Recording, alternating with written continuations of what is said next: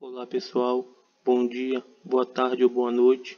Bem, dando início aqui às apresentações referente à disciplina de aquicultura, e hoje o tema é doenças na aquicultura, profilaxia e tratamentos. A nossa equipe é composta pelo Fábio Renan de Oliveira Carvalho, por mim Henrique do Nascimento Marques e pelo Sérgio Dias do Espírito Santo. A nossa apresentação está disposta da seguinte forma: doenças em camarões e em peixes são os dois principais grupos que nós iremos abordar. E dentro desses grandes grupos, nós iremos detalhar sobre doenças causadas por nematóides, plateumintos, protozoários, fungos, vírus, bactérias e doenças de ordem nutricional por carência de vitamina, proteínas e minerais. Agora o nosso amigo Sérgio Dias irá dar início à apresentação dos temas propriamente dito. Agora daremos início à apresentação, onde a gente vamos falar um pouco sobre doenças e peixes, profilaxia e tratamentos. O que são enfermidades? Para manter-se vivo e saudável, um organismo deve manter suas funções vitais em equilíbrio. Essa propriedade dos seres vivos é conhecida como homeostase. A quebra desse equilíbrio interno causa enfermidades e pode ter inúmeros fatores causadores. Em países nos quais a atividade de cultivo de peixes é considerado bem desenvolvido, como os Estados Unidos e Japão, a perda anual de produção associada aos problemas de doença é estimada em 7,5% e 8%, respectivamente. Esses valores não são maiores graças à existência de sistemas integrados de diagnose, fiscalização e controle de doenças em piscicultura. No Brasil, essas taxas de perda devem ser pelo menos 2 vezes maiores, uma vez que não existe qualquer órgão ou sistema governamental dos criadores que desempenham essa função de controle e prevenção. As doenças encontradas em peixes cultivados podem ser subdivididas em doenças não infecciosas ou não transmissíveis, que são as ambientais, as nutricionais e as neoplasias. Também estão divididas em doenças infecciosas ou transmissíveis de peixe para peixes, que são os vírus, bactérias, fungos e parasitos. Doenças ambientais. Em geral, quando os fatores ambientais afastam-se da faixa ótima para a espécie de peixe cultivado, ou quando ocorrem mudanças bruscas desses fatores, podem surgir doenças ambientais. A forma de tratamento mais eficaz é a prevenção contra os fatores geradores dessas doenças ambientais, tais como variações de temperatura, pH, sólidos em suspensão, toxinas endógenas e exógenas de efluentes, metais pesados, toxinas orgânicas e industriais, gases agrotóxicos e queimadura pelo sol. Com muita frequência, alterações comportamentais e físicas de peixes cultivados são consideradas por piscicultores como produzidas por agentes patogênicos. Todavia, muitas são de origens exclusivamente nutricionais, ou seja, ocasionado pelo uso de rações desbalanceadas ou de baixa qualidade. Doenças nutricionais podem se originar a partir de deficiências de aminoácidos essenciais, presença de aminoácidos tóxicos nas rações, excesso de alguns aminoácidos essenciais, deficiência de ácidos graxos, presença de ácidos graxos não essenciais, entre outros fatores. A forma de tratamento mais eficaz é a prevenção. Deve-se sempre utilizar rações adequadas para as espécies de peixes criadas e observar sempre que possível a composição dessa ração. A neoplasia ela resulta do crescimento não controlado de células do próprio ser vivo. Quando neoplasias tornam-se comuns em peixes em um cultivo, É preciso considerar a possibilidade de contaminação da água por compostos químicos, como os compostos aromáticos e metais pesados, além de problemas genéticos ou danos mecânicos causados por tanques ou viveiros mal construídos. A densidade populacional elevada e o excesso de sedimentos em suspensão são fatores que podem induzir ao aparecimento de neoplasias em peixes, e por isso a prevenção é a melhor estratégia no tratamento dessa doença. Os vírus são agentes patogênicos microscópicos que necessitam parasitar o interior de uma célula para poder se reproduzir. A transmissão ocorre de peixe para peixe, ou mesmo de peixe para os seus ovos. Em piscicultura, as doenças infecciosas de origem virótica são importantes, devido à dificuldade de controle e às rápidas perdas associadas a elas. Portanto, a prevenção é a forma mais adequada de combate. Praticamente não existe tratamento contra vírus. Bactérias são organismos unicelulares e microscópicos. Estes organismos fazem parte dos processos biológicos naturais, sendo importantes na decomposição e a mineralização da matéria orgânica no meio ambiente. Praticamente todas as espécies de bactérias são causadoras de enfermidades em peixes. Na realidade, as saprofitas são encontradas naturalmente no meio ambiente. Apesar disso, bactéria representa o principal grupo de organismos patogênicos para a piscicultura. O controle terapêutico da bactéria envolve o uso de antibiótico, o que exige uma série de cuidados e técnicas específicas de administração, que devem ser orientadas por um profissional da área de saúde animal. Fungos são organismos multicelulares e saprófitos. Poucas espécies de fungos são efetivamente parasitas de peixe. A grande maioria atua como oportunista, quando ocorre a exposição de tecidos mortos através de feridas ou quando a resistência do peixe está reduzida. Frequentemente, fungos são considerados agentes infecciosos secundários, pois se aproveitam da ação de outros agentes infecciosos.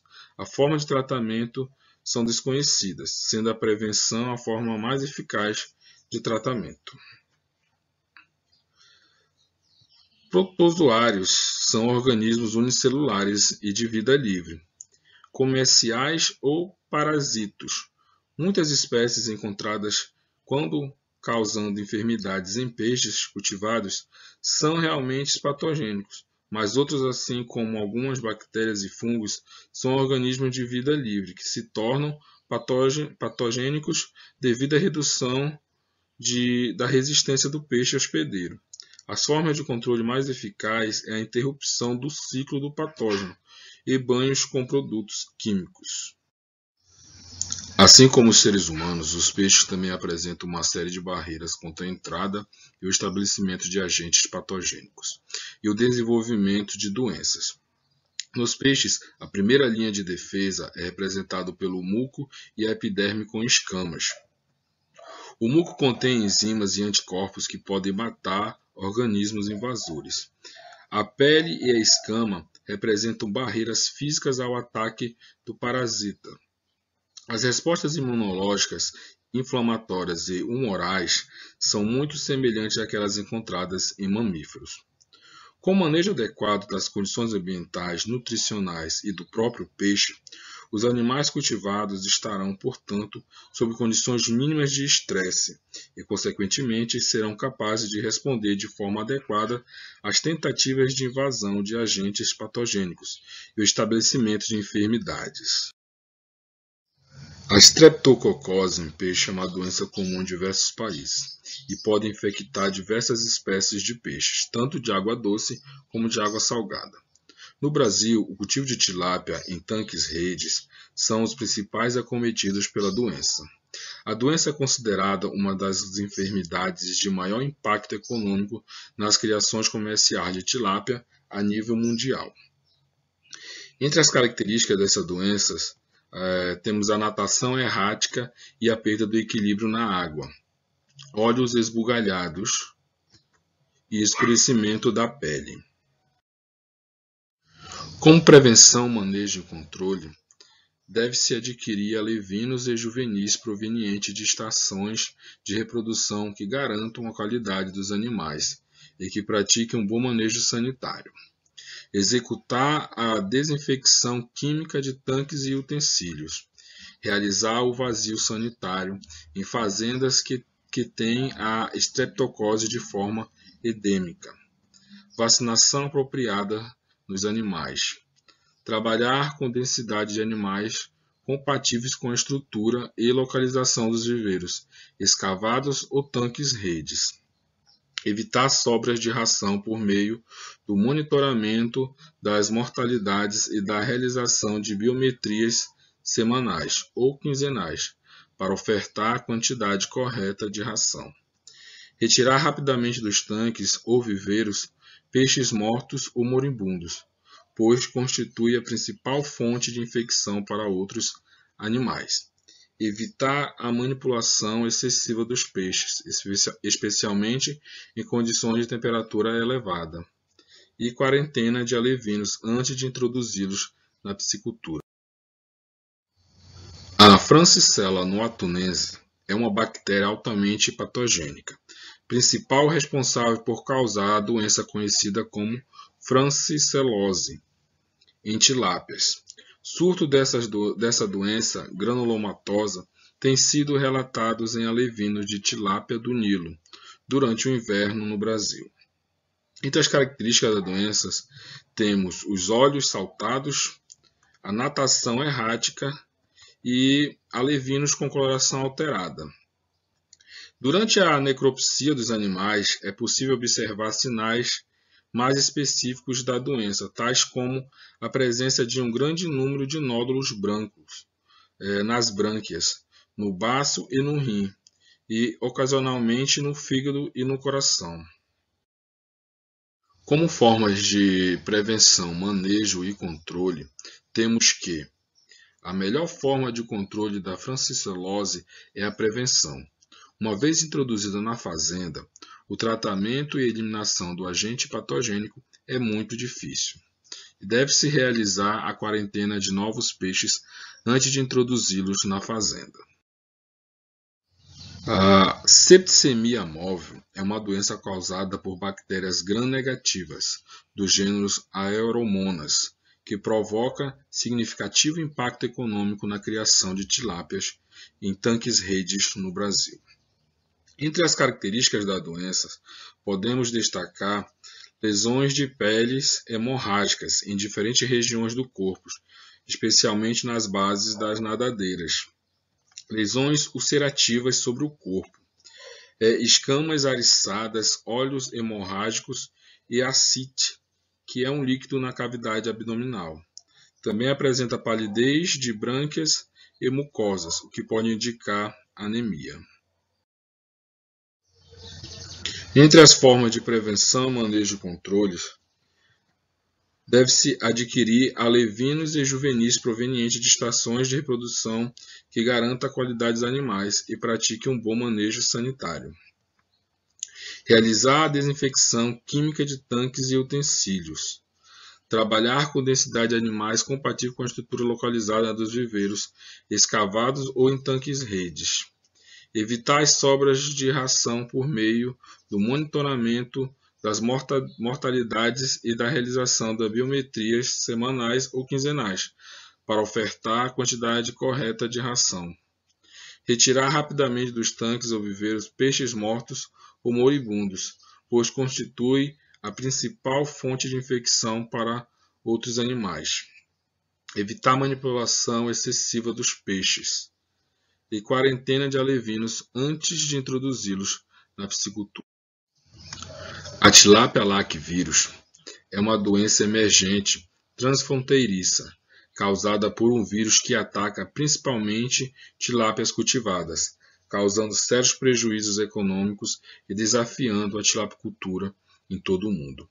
Entre as principais características, temos os olhos esbugalhados, alterações oculares que cometem a ruptura, a lesão, erosões e escurecimento da pele e nadadeiras apodrecidas.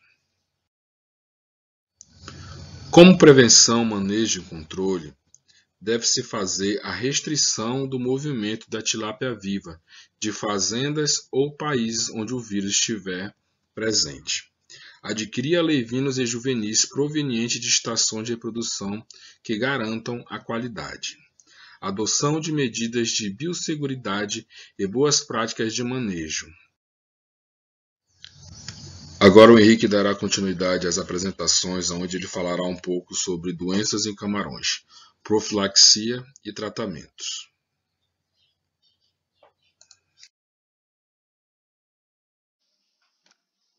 Olá pessoal, bem, dando continuidade aqui na apresentação, agora nós iremos retratar sobre as doenças presentes no cultivo de camarões, destacando a profilaxia e os tratamentos. Aqui nós iremos apresentar sobre a importância da doença no cultivo de camarões. Elas influenciam negativamente sobre a condição sanitária do país. Por quê? Porque caso tenha um produtor rural que tenha interesse em exportar produtos provenientes do camarão para outros países, sobretudo os europeus, ele vai ficar impedido de realizar essa exportação. Por quê? Porque os animais apresentam doenças, patologias, que podem estar contaminando os cultivos de camarões de outros países. Além disso, essas doenças prejudicam a cadeia produtiva da cultura. Como nós bem sabemos, a cultura do camarão tem uma cadeia produtiva bastante complexa, começando desde a fase das larvas até o processamento na indústria. Então, caso surja uma doença no cultivo de camarão, ela vai afetar tanto os produtores rurais, lá no meio rural, como a indústria processadora. E também elas afetam a fauna dos animais. Então, caso tenha produtor rural que faça o cultivo de camarão nacional, ou seja, camarão proveniente do Brasil mesmo, elas podem estar afetando essa fauna. Aqui nós temos os dois principais grupos de patogênicos. Temos os vírus e as bactérias. São os dois principais grupos que acometem a cultura do camarão. Eles são capazes de dizimar todos os animais de uma fazenda, ou seja, vamos supor que tem um produtor rural que cultive camarão em uma fazenda e surja um vírus ou uma bactéria. Então ele pode estar dizimando todos os animais daquela fazenda, gerando um prejuízo econômico incalculável e bem rápido também, Eles têm uma atuação bem rápida. Aqui nós temos a primeira doença, que é a mionecrose infecciosa. Ela é causada por um vírus, uma doença viral, acomete os camarões jovens e adultos de água salgada. Então, ela acontece tanto na fase jovem como na fase subadulta dos camarões. Ela possui uma certa resistência aos métodos de controle secagem e cloração. Esses dois métodos de controle aqui são os mais utilizados para controlar doenças no cultivo de camarão. Entretanto, essa doença aqui ela possui uma certa resistência a esses dois métodos de controle. Então, o produtor rural tem que ficar atento a procurar outros métodos que possam estar sendo empregados para controlar essa doença aqui.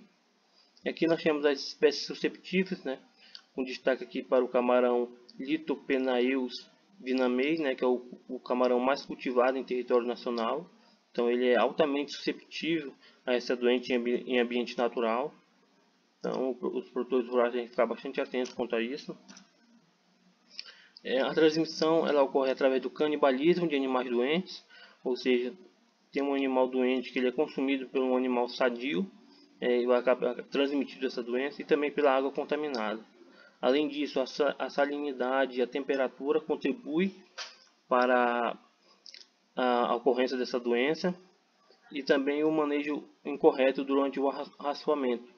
São dois fatores que contribuem bastante para essa doença surgir nos tanques de cultivo.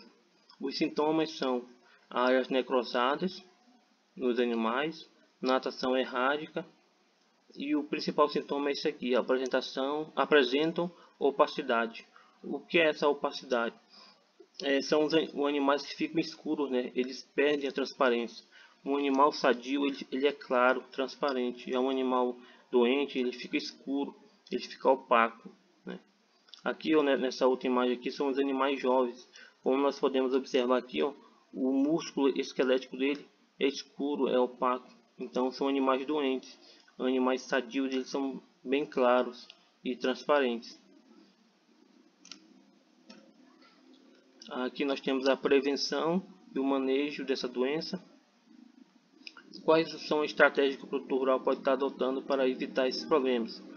Usar animais testados e negativos para essa doença, usar alimentos vivos, como poliquetos e cisto de artêmia de origem conhecida, realizar o vazio sanitário com secagem completa do viveiro e uso de calvície de iodo, não descarregar as águas de viveiro infectadas, dar correta destinação aos animais doentes, Então, caso surja essa doença lá na propriedade, o produtor tem que isolar esses animais doentes e dar uma correta destinação para eles e estar sempre atento aos parâmetros ambientais da água, como pH, temperatura e oxigênio.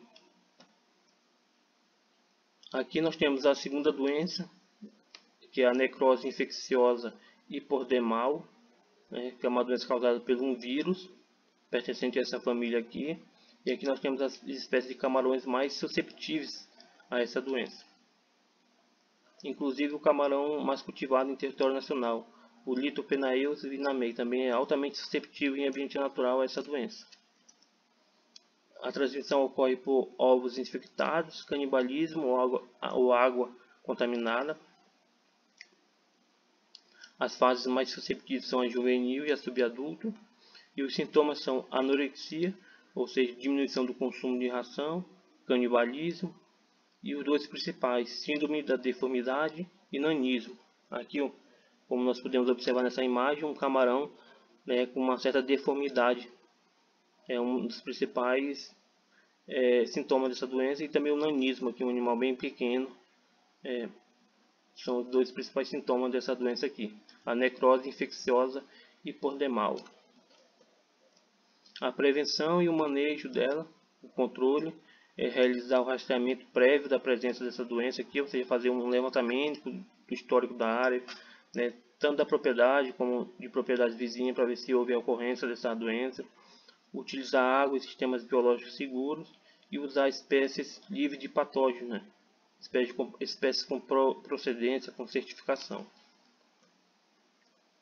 Aqui nós temos, eu acredito que seja a principal doença dos cultivos de camarão em território nacional, que é a mancha branca. Ela também é uma doença viral, causada por um vírus pertencente a esse gênero. Até o momento, nenhum decápode, ou seja, camarão, lagosta ou caranguejo, apresenta resistência a essa doença, ou seja, todos são susceptíveis.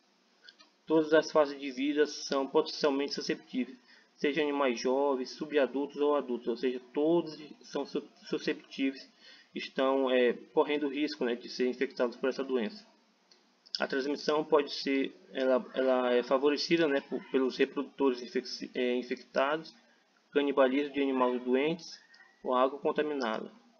Ela pode ser influenciada também pelos fatores ambientais, como salinidade, temperatura e pH da água desequilibrado. São fatores que também propiciam essa doença.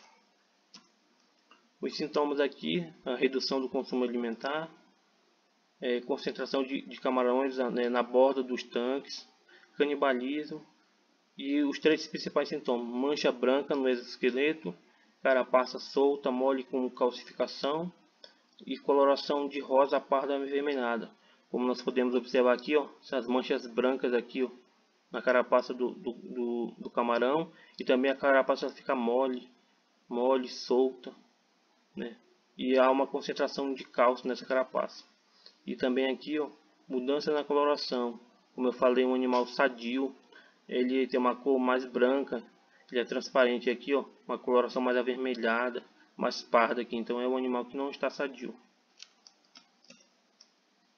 A prevenção dessa doença aqui é usar animais testados, negativo por meio da técnica do PCR, realizar o vazio sanitário com secagem completa do viveiro e uso de calvície de iodo, evitar a estocagem na estação fria, que contribui muito para o surgimento dessa doença. Não descarregar as águas de viveiros infectados, dar correta destinação aos animais doentes, então Outra doença aqui que o produtor tem que ficar atento, né, contra os animais doentes, tem que identificar, isolar e dar uma correta destinação a eles e monitorar também os parâmetros da água, pH, temperatura e oxigênio. Aqui nós temos mais uma outra doença, a necrose hepatopancreática aguda. Aqui já é uma doença causada por uma bactéria.